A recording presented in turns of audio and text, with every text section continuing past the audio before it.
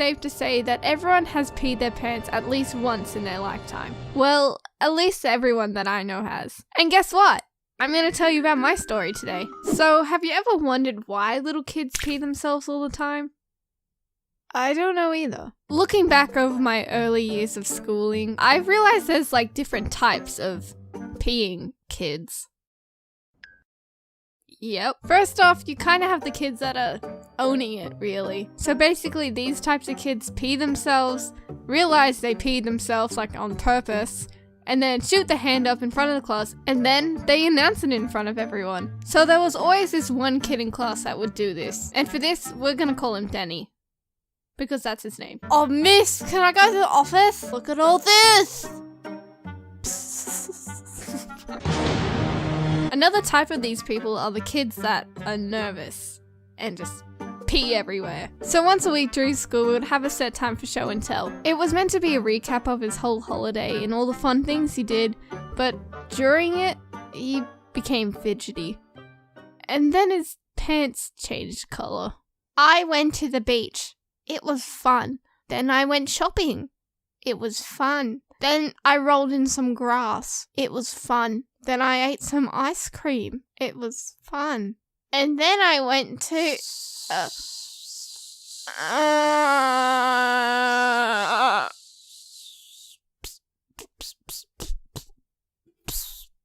was fun. And with the last one, I would describe it as the kid that pees his pants but doesn't tell anyone. The kid just hides it and pretends that it never happened and then just goes on with his day. Okay, can you guys guess what category I was in?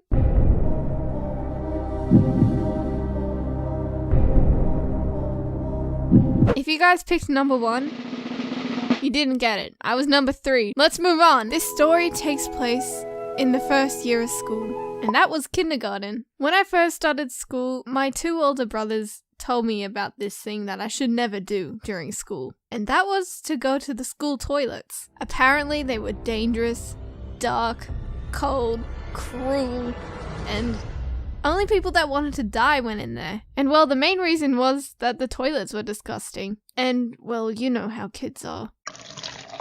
And since my brothers already went to school before me for a while, I kind of just trusted them and never went. I made it my mission that I would never step foot in that scary place. There would even be set times for the teachers to let everyone out for toilet time, and you were kind of forced to go. But I just went in there and washed my hands usually, pretending that I went, of course. With this set rule in my mind, it was pretty difficult one day. I really needed to pee. Class was going along as usual, and the teacher was reading us a story at this time. Oh yeah, this guy with many hats. Let's read this book. No! About halfway through this story, I become really fidgety and kind of squirmy. And over time, I kind of ended up on my teacher's lap somehow. I don't know. I just really needed to pee. Just to clarify, she was a woman teacher and I was really young. I think she was just trying to comfort me in front of the whole class because she thought there was something wrong. And there was. And thank God she realized. She kind of knew what was happening and gave me a weird look and said, "Oh, do you want to go to the toilet? Off you go." I strolled calmly out of the classroom. And then I sprinted to the toilets like my life depended on it. As I was running, the feeling became worse and worse and I started to panic. I kept running and I started to think about these voices in my head. The first one being my teacher. "Oh, do you want to go to the toilet?" And then I was thinking about my brothers. Don't ever go to the toilets. They're gross. Shut up! I stormed into the cubicles and went to the furthest one for some weird reason. It's like I just wanted to pee myself. I went in, locked the door, sat on the toilet. I made it. But then once I finished, I realized something. My underwear was still on, and that's how I peed myself. On the toilet. So after this, I didn't tell anyone and I didn't go to the office to get a new pair of underwear. I kind of just went on with my day.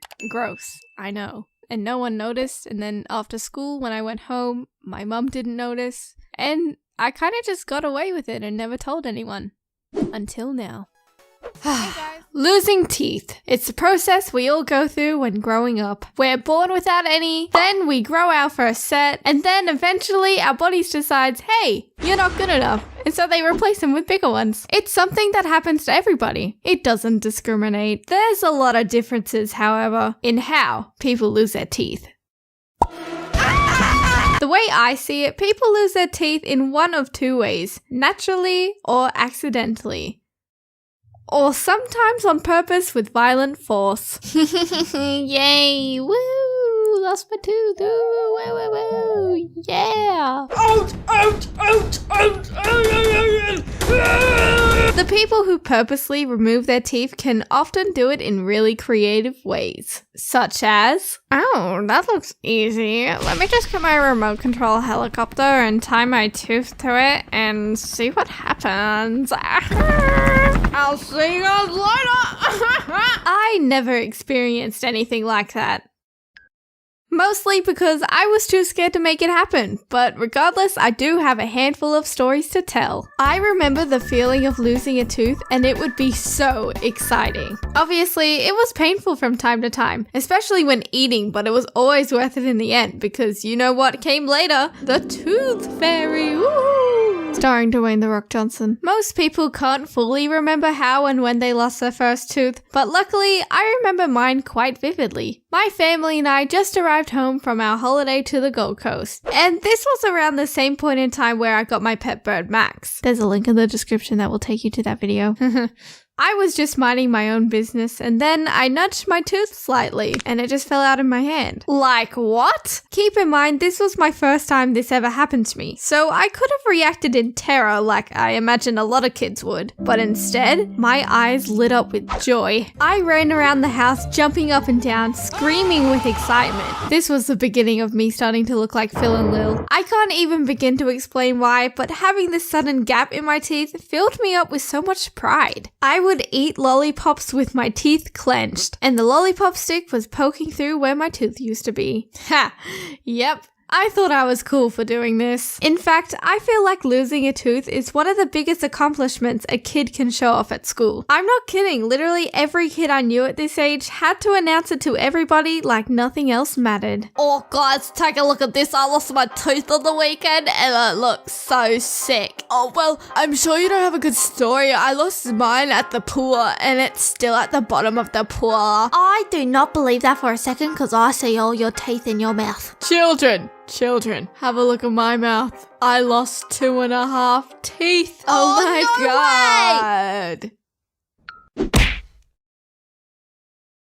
Make that 3. Yeah, I was one of those kids too, but that'll change one day. In 2nd grade, I lost my first front tooth. I would have been around 7 years old at this time. The night before the school week started, little me was attempting to eat dinner with my very, very loose tooth. I struggled a lot because at this point, it was beginning to cause a bit of pain. I sat there with my barely touched food in front of me, and all of a sudden, my mum had this brilliant idea. Well, if you're not going to eat your dinner, we'll just have to rip out your tooth now. Get into the bathroom. Gulp. The pain I felt in that moment was indescribable. Tears were streaming constantly down my face. There was a never-ending, unbearable ache from the roof of my mouth and blood.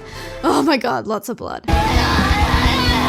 Looking back at it now though, I was probably over-exaggerating. Not a little. A lot.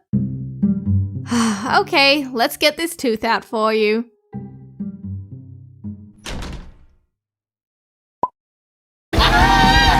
But it did hurt.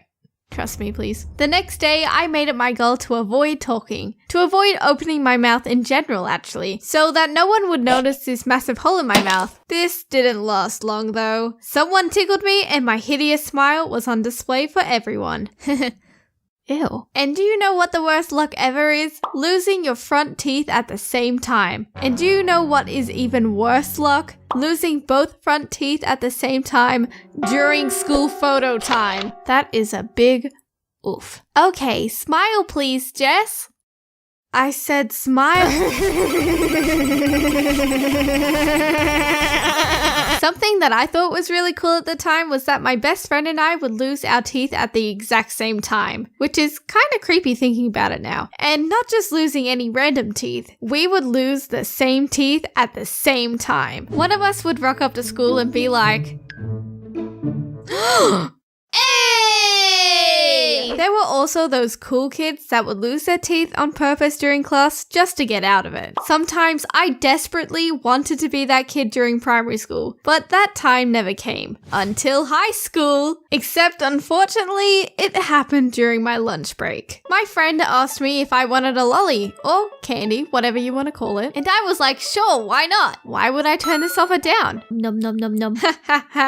It was a big mistake. This type of lolly was super chewy, and after a few chews, it had enough power to rip out one of my back teeth that wasn't even loose in the first place. As I was chewing away, I hit something hard. I took a look at it, and all I saw was a mass amount of blood gushing out of my mouth. My friend saw all the blood and she was out of there instantly. Honestly, I don't blame her. It would have been quite disturbing. All of this occurred from a harmless lolly. Sorry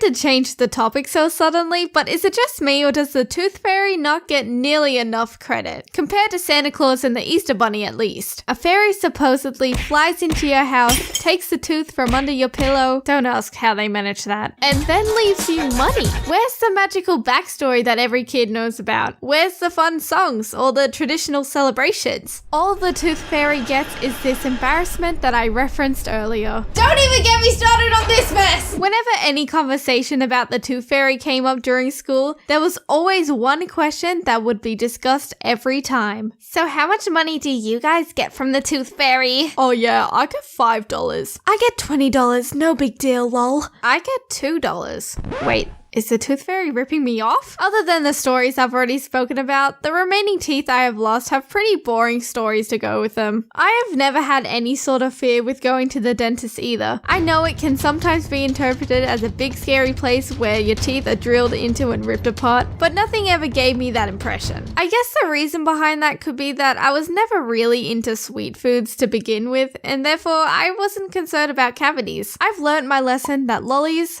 are evil. Oh yeah, I lost one tooth to garlic bread once. Blessed. Hey guys, thank you so much for watching this video. I just want to let you guys know that the first ever piece of Jelly Jess merch has been made. And guess what? It's free. Head on over to my Twitter, follow me there and retweet this post. And you'll be in the running to win. Good luck everyone. I feel like birds would have to be one of the coolest animals to own as a kid. They're funny, they have quirky personalities, and they're a great learning experience. And yeah, there's definitely some birds out there that wouldn't make great pets, like magpies. Because, let's be real, they're out here to get us. The Australian ones anyway. Wah! But let's not focus on the negatives here. There's plenty of good birds out there. For example, budgies, canaries, finches, cockatoos, and most importantly, parrots. Okay, I'll scrap that. My favorite types of parrots would have to be mangoes, watermelons, and Irish bopping birds.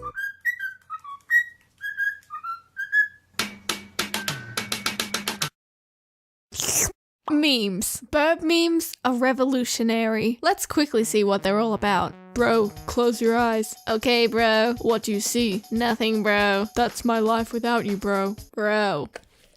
Potassium and grease! This one doesn't even need text. When your mum is beating you and all of a sudden you got visitors. Look, human, I don't scram. I'm a bunny. I'm a good bunny. Got some bunny seed? When your duckling learns how to swim and you feel accomplished as a duck. Now, why would a lemon want to eat that? Brock! Hey, Birb, want some seed? Yes. Whoops. You get my point, they're great. Now I'm gonna stop before I turn into a reaction channel.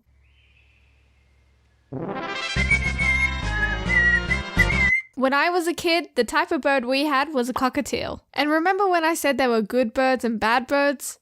Mine was both. Normally, when you get a bird, you go into the pet store, look at all the choices you have, and pick the perfect one. Or you could buy from a breeder. The way we got our bird was in a much less conventional way. I was at my grandparents' house in the school holidays of 2006, and on this day we just happened to be swimming in the pool. My brothers and I were probably in the pool for about 2 to 3 hours, and we were about to get out, but then...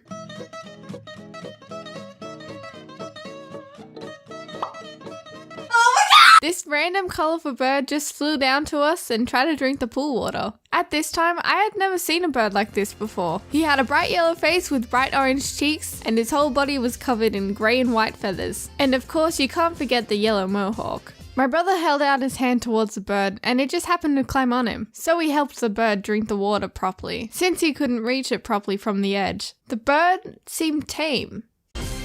My brother didn't really want to hold it for a long time as it was a wild bird, so he placed it on a pool noodle nearby. By this point, one of my grandparents came out and grabbed a net and caught it. Yeah. Hang on, before you call Peter, let me explain. It was probably a good thing we caught him... It was probably a good thing we caught him because... It was probably a good thing we caught this bird because he was most likely someone's pet that somehow escaped. His owner was probably out there worried sick. No, please stay, Abraham. I'll give you all the birdseed in the world. Don't go. No! We brought him inside and we learned a few things about him. He liked being on your shoulder, he could whistle, he liked to chew earlobes. That was painful. And he even bit my eyelid. He was a savage little bird. If you reach out towards his face, he would viciously attack your hand. But at the same time, he was very tame and he would climb all over you. He was pretty loving. So on this day, we decided to call him Max. There's not really much to it, it's just Max. Mad Max! After looking after him for a few days, we had to do the 10-hour drive home to a different state. We had a long trip ahead of us with this random bird we only just met. We thought the best way to keep him contained on the drive home was put him in a box, and it just happened to be a tomato box. We thought this was the best box as there were heaps of holes around it so it could breathe, and it was pretty high so Max could, stand properly. We placed some food and water in there and put him on the empty seat, and then it was just 10 hours of... I can't believe my sweet little boy Abraham is gone. We used to have so much fun. We'd have little tea parties together. I feel so lost without him. It's been a couple of days now. He's been out in the wild all alone. He's probably dead by now. Yeah, nope, he was in a tomato box getting taken to another state. Oops. One thing that was really entertaining about this car ride home was that Max would chew around the air holes in the cardboard box. Once he made the hole big enough, he would poke his head through. We were sitting in the car for so long, so this was pretty hilarious to us. At one point, he got his head stuck, so I had to push his little beak back in. I can't really remember who suggested to keep him as a pet, but we went with it and he was a part of our family now. We eventually bought him a big cage and decked it out with all these accessories such as ladders, mirrors, birdseed treats, and bells. Speaking of food, we'd often hand feed cornflakes to Max in the mornings as a special breakfast. One time, I got one of my friends to come over and feed Max. It didn't end too well. Wanna feed my bird? Oh boy, of course I do. Since Max was part of our lives now, everything went on as normal. But here are some random stories that happened over the years. When his cage would get washed, it was our job to look after him inside. He would fly around a lot, knocking over heaps of photo frames and crapping everywhere he could. He would even try and eat our curtains, as I guess they kind of looked like birdseed. We also used to play this game called What's That Sound? And yes, you would have to say it like that. Basically, there was this little ball that had a bell in it, and every time you moved it, it would jingle, and you just have to try and get Max to react to it, which he never did. He did not care. Great game.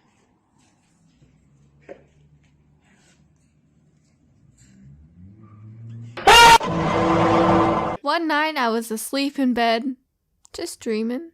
And then, I heard a huge crash come from outside. I went out of my room to investigate and it turns out the rest of my family heard it too. So we all headed for the back door. I reached for the back door and slid it open. It took a while for my eyes to adjust to the dark light before I could see what was in front of me.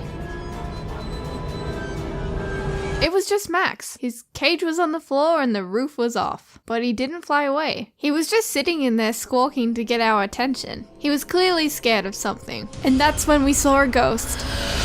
I I'm just kidding. We never actually found out what happened that night, but we just assumed it was a cat jumping from our barbecue onto the cage to try and eat Max. Needless to say, we fixed his cage and brought him in for the night. He was shook.